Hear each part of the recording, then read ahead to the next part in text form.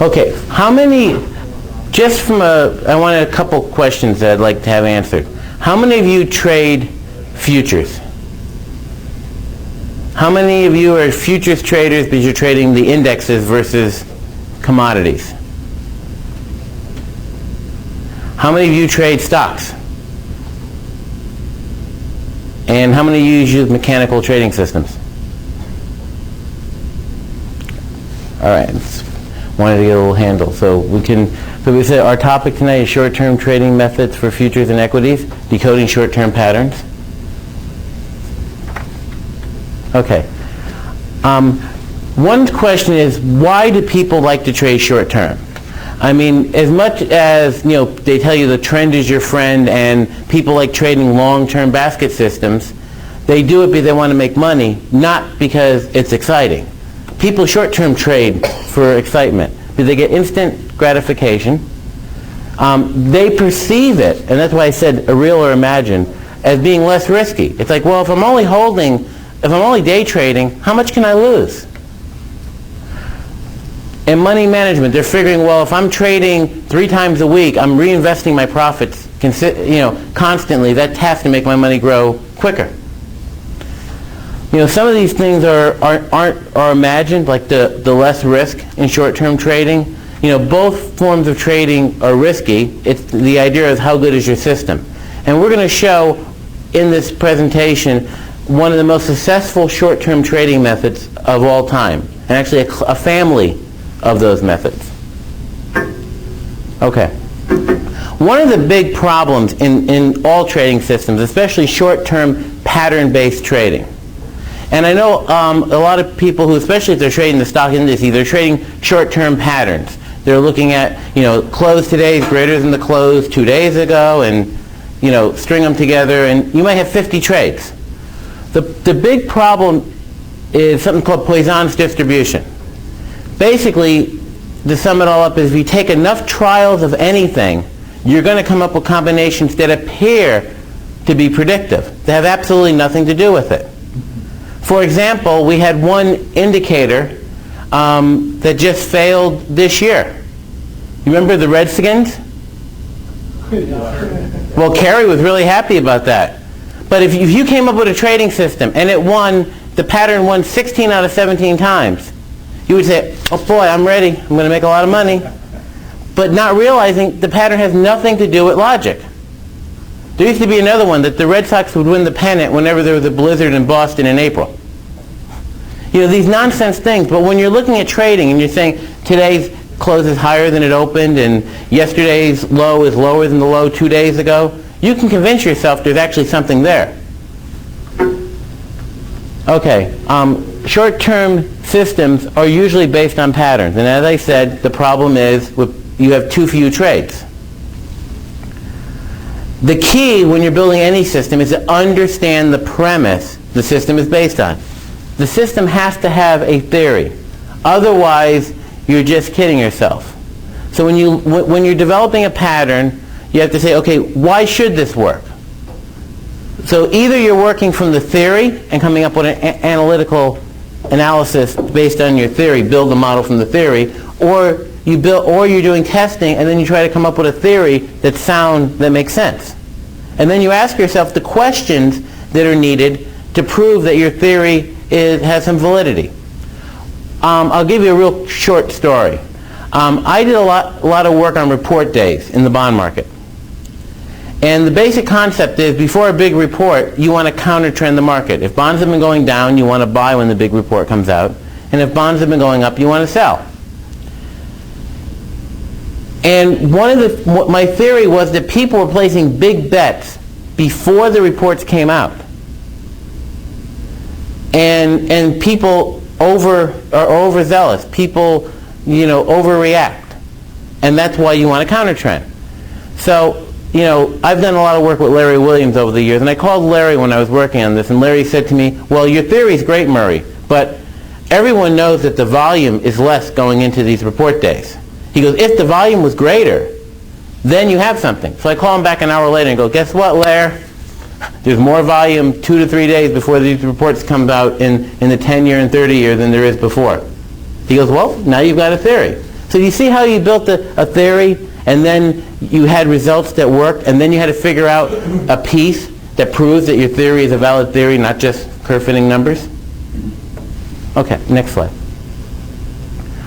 Okay, how short-term traders make money. Most of the time when a short-term trader makes money, he's making money because he has these big range days. So most of the time in short-term trading, you're making a little or losing a little. It's going to be that handful of trades where you make $3,000 on a big S&P or $5,000 on a big S&P that actually make the performance of your system over time look presentable. The reason that these big trend days are very powerful is that when you have a big trend day, which means that the range, I'm defining a big trend day as the range is greater than 2 times the 80-day average range. And when you have these days, you close near an extreme. In fact, the bigger the range, the closer to the extreme you close. You either close in the upper 20% of the bar or the lower 20% of the bar. So in a perfect world, if you knew there was going to be a big range day, you want to buy on some break above the open and hold to the close. And that's why, the other thing is that the market moves from periods of equilibrium, where the market's basically just going nowhere, and has these short bursts, sort of like a jump. And if you look at it, how often, if you take out the biggest 10 days in the S&P 500 over the past 20 years, and I'll make a bet you'd find out that the S&P, even during the bull market, went absolutely nowhere. That most of the the up movement in the S&P during the great bull market occurred on a few days.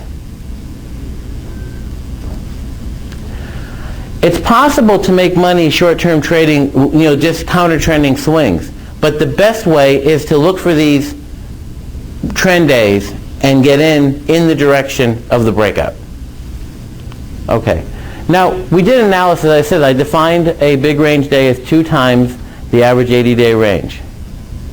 When these occur, I'm going to show you in a minute that there's a universal fact. In fact, this universal fact is true not only of futures, but it's also true of individual stocks. That we're going to close, that first of all, that there's the direction of the big bars, we close at the extremes, and that there's very little retracement. So if we have a big range day to the upside, we're going to retrace against below the open very little. If we have a big range day to the downside, we're going to be above the open very little during the day. So you use the same parameters for stocks and futures? Yeah. Right. In fact, we're going to show a spreadsheet. We're going to show a series of sheets shortly. Keith? Okay. We're going to show our futures analysis on this. All these reports that I'm showing were created with Trader Studio. Trader Studio has a custom report feature, and all we do is run the optimizer, and we can create all these fancy custom reports and do all this research with just a couple of mouse clicks. But the point I want to make here is, first of all, that these big range days happen about 5% of the time, except for the S&P 500, in which case there's more big down bars than big up bars. It's basically sort of a 50-50. But here's what's significant. Where do you close in the range? You notice on these big range days you're closing 76%, 81%, 82%. Isn't that pretty consistent? And you're talking about corn, crude oil, dollar index, yen, gold, NASDAQ, S&P. I mean, can you get any different markets than that for define commonality between them? And the other important thing is this bull retracement. So on an up day, you're only retracing below the open anywhere from 13 to 20%. Do you see how little retracement there is? So if you have a day that's got 2 times the 80-day average range, you're going to close in the upper part of it, and you're never going to retrace more than 20% of the range below the open. And you can see that's universal across all these markets. Next. That's retracement From the open? From the open down on a big range day up. Okay, now we're going to do it for the Dow 30 stocks.